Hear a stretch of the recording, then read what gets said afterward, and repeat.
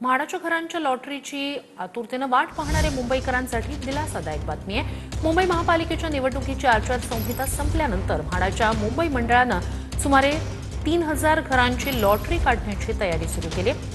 सूत्रांनी दिलेल्या माहितीनुसार ही लॉटरी मार्चमध्ये जाहीर होण्याची शक्यता आहे। या कालावधीत म्हाडाच्या कोकण मंडळाच्या सुमारे 4000 घरांची लॉटरी काढली जाणार आहे। धाराशिवमधील राजन साळवी यांचा आणखी एक व्हिडिओ व्हायरल झालेला आहे। धाराशिवमधील शिवसैनिकांनी साळवी यांना घेराव घातल्याचा हा व्हिडिओ आहे। शिंदेंच्या शिवसेनेचे संपर्क प्रमुख राजन साळवी यांना पदाधिकाऱ्यांनी जाब विचारल्याचा हा व्हिडिओ आपण पाहतोय।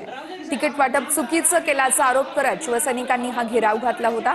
जिल्हा परिषद पंचायत समिती निवडणुकीमध्ये निष्ठावंत शिवसैनिकांना डावलल्यानं शिवसैनिक चांगलेच आक्रमक झाल्याचं या व्हिडिओमध्ये आपण बघू शकतोय।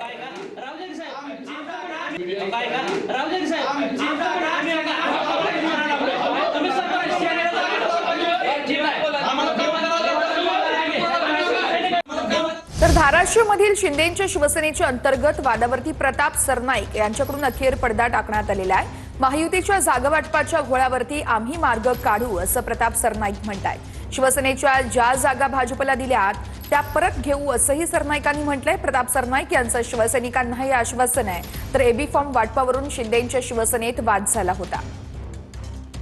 तिच्या जागांच्या वाटपामध्ये जो काही घोळ धाराशिव जिल्ह्यामध्ये झालेला आहे त्यामध्ये आम्ही मार्ग काढू, आम्ही आमच्या शिवसैनिकांना न्याय देऊ। शेवटी जागेची अदलाबदल करण्याची चर्चाही आम्ही करू, परंतु एक गोष्ट नक्की सांगतो मी की आमच्या शिवसैनिकांना प्रताप सरनाईक न्याय देईल आणि एकनाथ शिंदे साहेबांनी त्यासाठी मला धाराशिवला पाठवले।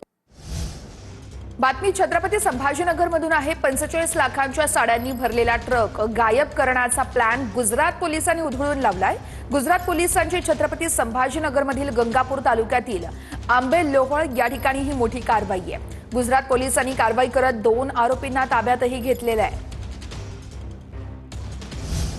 तर छत्रपती संभाजीनगरमध्ये चोरट्याने वाईन शॉपची भिंत फोडून लाखोंचा ऐवज लंपास केलाय। छत्रपती संभाजीनगरच्या वाळूज MIDC या परिसरातली ही सगळी घटना आहे। पोलिसांकडून आता अज्ञात आरोपीचा शोधही घेतला जातोय।